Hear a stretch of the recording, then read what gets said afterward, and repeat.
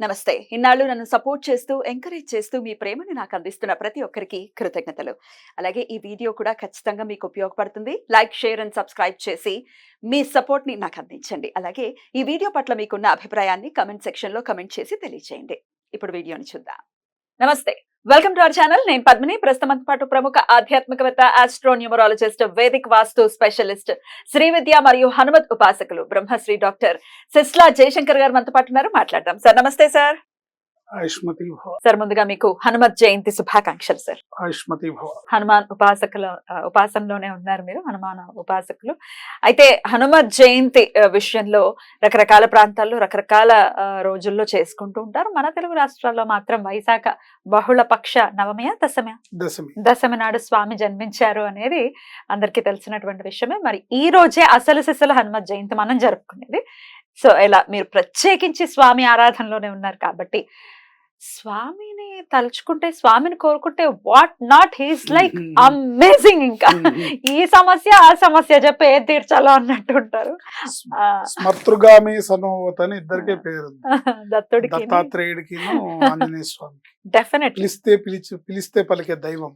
Definitely. So Anjaneya స్వామికి ఉన్న శ్రీరామచంద్రుల వారు అవతార పరిసమాప్తిలో ఆంజనేయ స్వామి నేను కూడా వచ్చేస్తాను, నాకేం పని ఇక్కడ అంటే, ఆయన నువ్వు ఉండాలి, నువ్వు చిరంజీవి, నువ్వు నా భక్తుల్ని నీ భక్తుల్ని రక్షిస్తూ ఉండాలి, నువ్వు ఉండాలి ఇక్కడ అంటే, సరే మీ మాట ప్రకారం ఉంటాను నేను, ఎప్పటి వరకు రామనామం ఈ భూమి మీద వినపడుతూ ఉంటుందో అప్పటిదాకా నేను ఉంటాను అని చెప్తారు.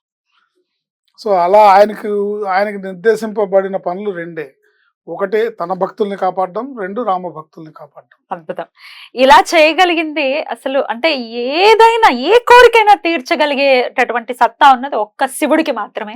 ఆ శివాంశ అయినటువంటి ఆంజనేయుడికి మాత్రమే. అభేదం శివుడికి ఆంజనేయ అభేదం. శివుడి ఆంజనేయ స్వామి, ఆంజనేయ స్వామి తేడా లేదు. మరి ఎలా స్వామిని ఎలా వైశాఖ బహుళ దశమి రోజు స్వామి అవతారం ఈ భూమి మీద జరిగింది. సో ఈ సంవత్సరం ప్రత్యేకంగా శనివారం నాడు వచ్చింది. చాలా విశేషం. జూన్ 1వ తారీఖు శనివారం నాడు హనుమత్ జయంతి. మనం ఎంత చేస్తే అంత, ఎంత చేసినా తక్కువే, ఆయనకి ఏం చేసినా తక్కువే.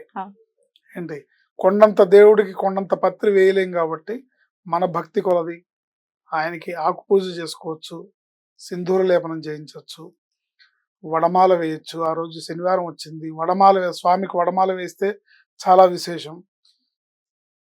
అప్పాలు నివేదించవచ్చు, పానకం వడపప్పు నివేదించవచ్చు. ఇట్లా బోల్డ్ని మీరు ఇంట్లో చేసుకోవచ్చు, లేదన్నా ఏదైనా దేవాలయానికి వెళ్ళడం విశేషం. ఆ రోజు దేవాలయంలో పాల్గొని స్వామివారి మంత్రాన్ని, నామాన్ని, ఓం నమో హనుమతే నమః అనే మంత్రాన్ని అద్భుతంగా చేసుకుంటూ స్వామికి షోడశోపచార పూజలు చేస్తూ ఈ మంత్రంతో స్వామికి ప్రదక్షిణలు చేసి వీలైనన్ని ఎక్కువ సార్లు హనుమాన్ చాలీసా చదవడం అనేది ఆయన కోసం కాదు, మన కోసం మనం చదువుకుంటే ఇప్పుడున్న గ్రహస్థితి ప్రకారం మనం చిన్న చిన్న దెబ్బలతో బయటపడతాం. లేనట్టయితే ఇబ్బందికరమైన పరిస్థితులు ఉండే గ్రహకాలం, పంచగ్రహ కూటం అనుకుంటున్నాం. అన్ని రకాలుగా కూడా గ్రహస్థితి అనుకూలమైన పరిస్థితులు లేదు కాబట్టి ఈ సమయంలో మానవ జాతిని రక్షించగలిగిన ఏకైక సత్తా ఆంజనేయ స్వామి మాత్రమే. ఇందులో ఎటువంటి సందేహం లేదు.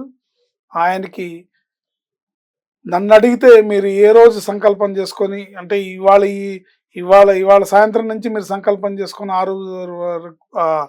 ఆ రోజు సాయంత్రం వరకు ఎన్నిసార్లు హనుమాన్ చాలీసా పారాయణ చేయగలిగితే అంత మంచిది. ఏంటి, నన్ను అడిగితే 1000 సార్లు చేయమంట. ఏంటి, లేదా 108 సార్లు చేయొచ్చు, లేదా 500 సార్లు చేయొచ్చు, లేదా 54 సార్లు చేయొచ్చు, 21 సార్లు చేయొచ్చు, 11 సార్లు చేయొచ్చు. మీ భక్తి, మీ ఆసక్తి. హనుమాన్ చాలీసాని ఎక్కువగా పారాయణ చేసుకోవడం అనేది ఈ హనుమత్ జయంతికి నేను చెప్తున్న సూచన. తప్పకుండా ఎంత ఎక్కువగా వీలుంటే అంత ఎక్కువగా హనుమాన్ చాలీసా, ఎంతమంది ఎక్కువ వీలైతే అంతమంది హనుమాన్ చాలీసా పారాయణ చేయడం అనేది మనల్ని రక్షిస్తుంది, కాపాడుతుంది, ఉద్ధరిస్తుంది. ప్రదక్షిణలు కూడా ప్రత్యేకించి స్వామివారికి చెప్తూ ఉంటారు. ఏదైనా సమస్య వస్తే ముందు వెళ్ళి ఆంజనేయ స్వామి గుడికి వెళ్ళి ప్రదక్షిణ చేయి, ఖచ్చితంగా సమస్య సాల్వ్ అయిపోతుంది అని అంటారు. ఎందుకంటే ఆయన నిరంతరం రామనామ ధ్యానంలో ఉంటాడు. నిరంతరం రామనామ ధ్యానంలో ఉంటాడు. ఒక భక్తుడు ప్రదక్షిణం చేస్తున్నాడు అంటే ఆయన ధ్యానం డిస్టర్బ్ అవుతుంది. ఆయన రామ్ రామ్ రామ్ అంటూ ఆయన రామనామం జపం చేస్తుంటాడు. మనం ప్రదక్షిణ చేస్తుంటే ఆయనకి డిస్టర్బ్ అవుతుంది. ఆ డిస్టర్బ్ అయినప్పుడు ఆయన విసుగ్గా, ఎవడు వీడు నా చుట్టూ తిరుగుతున్నాడు, నీ కోరిక ఏంటి? ఎందుకు తిరుగుతున్నాడు, ముందు తీర్చేయి పో, నన్ను జపం చేసుకొని అని అతి శీఘ్రంగా వాడి పని చేస్తాడు. అందుకని ప్రదక్షిణ చేయడం, ఇంకా విశేషంగా ఏంటంటే మిరియాలతో లెక్క పెడుతూ ప్రదక్షిణ చేయడం అనేది విశేషమైన ఫలితాలు ఇస్తుంది. అంటే కొంచెం ఆయనకి ఇంకొంచెం హీట్ ఎక్కిస్తుంది అనమాట. కౌంటింగ్ ఇప్పుడు ఒక 108 చేస్తే 108 మిరియాలు లెక్క పెట్టుకొని ఒక ప్రదక్షిణ చేయగానే ఒక మిరియం అక్కడ పెట్టి చేస్తే 41 రోజులు మిరియాలతో స్వామికి 108 ప్రదక్షిణాలు చేస్తే ఈ భూమి మీద పరిష్కరింపబడని సమస్య అనేది లేదు లేదు లేదు. ప్రతిరోజు 11 సార్లు హనుమాన్ చాలీసా చదవాలి, స్వామికి 108 ప్రదక్షిణాలు చేయాలి. మంగళవారం శనివారం విశేషమైన స్వామికి ఏదన్నా అర్చనో, ఆకుపూజో, సింధూర లేపనము, వడమాలో, అప్పాల నివేదనం, ఏదో ఒకటి సంథింగ్ ఆయనకి నివేదించి ఆయన ప్రదక్షిణాలు చేయడం వల్ల మీ సమస్య ఎంత జటిలమైనా సరే, మీ సమస్య 100 రూపాయలైనా, 100 కోట్లైనా, 1000 కోట్లైనా, 1,00,000 కోట్లైనా, ఎంత పెద్ద సమస్య అయినా ఆయనకి ఒక రోమంతో సమానం, అంతే, ఖచ్చితంగా పరిష్కరింపబడుతుంది. ఈ హనుమాన్ చాలీస్, ఈ హనుమత్ జయంతికి ప్రతి వాళ్ళు కూడా నేను చెప్పే సూచన ఏంటంటే వీలైనన్ని ఎక్కువ సార్లు ప్రతిరోజు ఇప్పటి నుంచే మొదలు పెట్టండి. ప్రతిరోజు హనుమాన్ చాలీసా చేయడం వల్ల అనేక గ్రహ సమస్యల నుంచి, గ్రహ బాధల నుంచి, ఈతి బాధల నుంచి బయటపడతారు. చాలా మంది అంటారు, ఏమండి మా అబ్బాయి అమెరికాలో ఉంటాడు, అక్కడ ఆంజనేయ స్వామి గుడి దగ్గరలో లేదండి, ఏం చేయాలి? ఆంజనేయ స్వామిని ప్రసన్నం చేసుకోవడానికి హనుమాన్ పిలిస్తే, ఆర్తిగా పిలిస్తే పలికే దైవం ఆయన.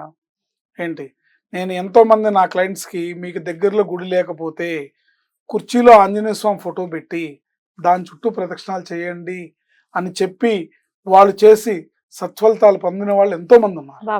ఇదే 108 సేమ్ మిరియాలతో చేయొచ్చు, మామూలుగా కూడా చేయొచ్చు. అంటే అదొక పద్ధతి. అంటే నువ్వు బాగా నాకు ఇది కావాల్సిందే స్వామి, నాకు ఇది ఎలా అయినా నువ్వు నాకు చేసి పెట్టాలనుకున్నప్పుడు ఆ మిరియాలతో చేయడం అనే పద్ధతి ఉంది. అంత ఆయన్ని రెచ్చగొట్టక్కర్లేదు.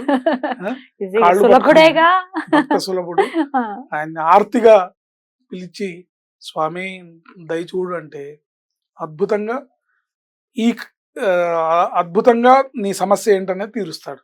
Right sir. అయితే మీరు హనుమత్ ఉపాసనలో ప్రత్యేకంగా ఉన్నారు కాబట్టి హనుమాన్ చాలీసా ఓకే, అది కాకుండా ఇంకేదైనా నామం, పవర్ఫుల్ నామం ఏదైనా ఉందా స్వామికి ప్రీతికరమైనది? స్వామికి ప్రీతికరమైనవి అనేకం ఉన్నాయి, కానీ ఆయనకి శ్రీరామ పాద సేవా దురంధరాయ నమః అనే నామం చాలా ఇష్టం.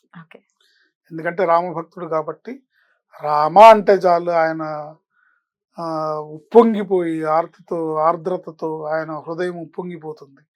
అందుకని ఆంజనేయ స్వామిని శ్రీరామ పాద సేవా దురంధరాయ నమః, ఓం నమో హనుమతే నమః అని రెండు కలిపి ఓం నమో హనుమతే నమః, శ్రీరామ పాద సేవా దురంధరాయ నమః, ఓం నమో హనుమతే నమః అని ఇట్లా చేసుకోవడం వల్ల తప్పకుండా ఆయన అనుగ్రహిస్తారు.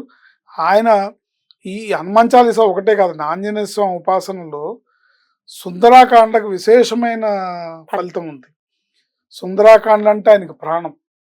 ఎందుకంటే ఆయన లీలలన్నీ, ఆయన అవతారం యొక్క వైభవం మొత్తం కూడా సుందరాకాండలో బయటపడుతుంది కాబట్టి, అక్కడి నుంచి మొదలవుతుంది కాబట్టి ఆ సుందరమైన సుందరకాండని పారాయణ చేయడం అనేది చాలా విశేషం.